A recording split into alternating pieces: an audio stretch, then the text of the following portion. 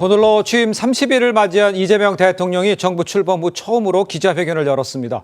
통상 역대 대통령들 취임 한 100일 정도 전후해서 첫 회견이 나섰던 것과 비교를 해보면 상당히 좀 이례적인 행보일 수 있는데, 이 대통령은 이 내각 구성, 또 이 부동산 대책 등 이 국정 현안과 관련한 아주 다양한 의제에 대한 자신의 생각을 좀 밝혔죠.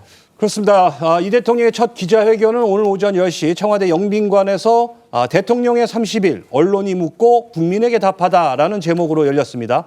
자, 앞서 이 문재인, 윤석열 전 대통령이 취임 100일 만에, 또 이명박, 박근혜 전 대통령은 각각 취임 116일과 316일 만에 기자회견을 연 것과 비교하면 상당히 빠른 편이라 그 배경부터 관심이 쏠렸었는데요. 이 대통령은 어제 SNS를 통해 이 절박한 각오로 쉼없이 달려온 지난 30일을 되돌아보고 앞으로 4년 11개월의 각오를 새롭게 다지고자 기자회견 자리를 마련하게 됐다, 이렇게 밝혔습니다.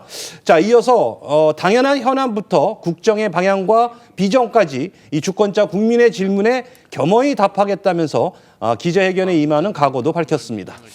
자, 그런데 이 대통령 이제 어제 하루 공식 일정을 빼고 이제 열공을 하면서 오늘 기자회견을 준비했다, 이렇게 좀 전해지고 있어요. 네, 이 대통령은 어제 공식 일정을 잡지 않은 채 모두 발언 원고를 다듬고 또 예상되는 질문을 참모진과 상의를 하면서 회견을 준비한 것으로 전해집니다. 이후 이어질 일문일답 형식에도 상당히 신경을 쓴 것으로도 보이는데요. 기자들과 최대한 가까이 소통하겠다는 이 대통령 의지를 반영해서 대통령이 연단에 서서 이 질의응답을 진행하는 방식이 아니라 연단을 없애 이 대통령과 취재진이 서로 시선을 마주하는 타운홀 미팅 형식을 택했습니다. 이로써 이 대통령과 기자단의 거리 불과 1.5m 정도였는데요. 또 이 질문의 차례는 이 기자들이 각 분야별 질문 추첨함에 자신의 명함을 집어넣고 대통령실에서 제비뽑기 방식으로 명함을 뽑은 뒤에 해당 기자가 질문을 하는 그런 방식이었습니다. 과거 대통령들 기자회견이 미리 짜여진 각본 속에서 이루어지는 이른바 약속 대련이다, 이런 지적이 있었던 것을 감안을 해서 최대한 무작위 시스템을 택한 것으로 보입니다. 관련해 대통령실은 홍보소통수석실 중심으로 기획된 오늘 회견의 콘셉트가 가깝게, 폭넓게, 새롭게라고 밝혔습니다. 대통령 연단을 없애고 기자단과의 거리를 좁히는 등 탈권위 무대를 만드는 데 주력했다는 설명인데요.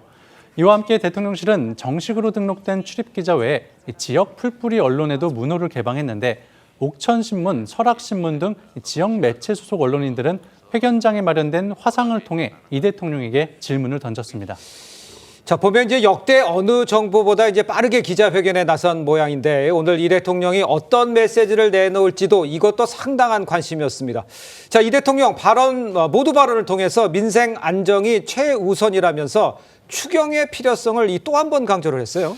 그렇습니다. 우선 이 기자회견장에 들어선 이 대통령은요, 이 질의응답 방식을 언급하면서 명함을 더 넣은 분도 계시다고 들었다, 이렇게 많은 관심을 가져줘서 고맙게 생각한다라는 말로 기자들에게 인사말을 전했고요. 이어진 모두 발언에서는 지난달 30일간의 소회와 함께 향후 국정운영 방향을 밝혔습니다. 앵커가 말씀하신 것처럼 이 대통령이 가장 강조한 건 역시 경제였습니다. 특히 이 30조 5천억 원 규모의 그 추경안에 대해서는 국회의 신속한 통과를 당부했었고요. 이 관련해서 이 대통령의 목소리 듣고 오시죠.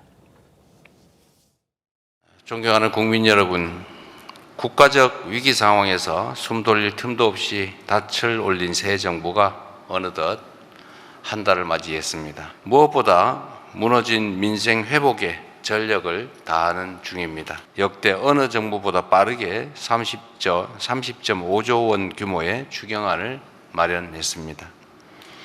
국회에서의 신속한 추경안 통과로 경기 회복과 소비 진작의 마중물이 만들어질 수 있기를 기대합니다. 이 대통령은 대선 때부터 공언한 이 코스피 5천 시대와 부동산 시장 안정화에 대한 계획도 밝혔습니다. 이 코스피 5천과 관련해서는요, 남은 임기 동안, 그러니까 4년 11개월 동안 이 민생 안정과 국민의 이 생활비 부담 완화를 위한 처방을 총동원하겠다면서 이 자본시장 선진화를 통해 준비하겠다고 했고요. 이 부동산 시장 안정화와 관련해서는 시장 원리를 존중하고 실소유자를 보호한다는 대원칙 아래 실효성 있는 대책을 내놓겠다고 했습니다. 이 대통령은 전날 국무회의에서도 투자 수단이 부동산으로 한정이 되니 투기 수단이 됐다면서 주식 투자가 이 대체 투자 수단으로 자리 잡을 수 있도록 다양한 방안을 마련하겠다 이렇게 밝힌 바 있습니다. 네, 본격적인 질의응답에서도 이 부동산 관련 질문이 있었는데 이 대통령 앞선 부동산 대출 규제는 맛보기에 불과하다 이렇게 말을 했어요. 네, 앞서 정부는 수도권 주택담보대출 한도를 6억 원으로 제한하는 고강도 대출 규제를 발표했죠. 때문에 오늘 기자회견에서도 이 부동산 문제는 가장 큰 관심사 중 하나였습니다. 이 대통령은 추가 공급 계획과 관련한 질문에 이번 대출 규제는 맛보기 정도에 불과하다며 부동산 관련 정책은 많다고 자신감을 내비쳤습니다. 다만 이 대통령은 수도권 집중과 지방 인구 소멸을 고려해 수도권의 신도시를 새로 개발하는 것에 대해선 부정적인 입장을 피력했고요. 기존에 계획된 신도시 계획은 그대로 추진한다고 했습니다. 들어보겠습니다. 제 마음대로 되지는 않겠지만 이제는 부동산보다는 금융시장으로 옮기는 게 훨씬 더 낫지 않을까 그런 생각을 좀 합니다. 또 그렇게 만들려고 합니다. 얼마든지 또 가능하고 수요 억제책은 뭐 아직도 엄청나게 많이 남아있다. 이건 맛배기 정도다 이렇게 제가 말씀을 드리고요.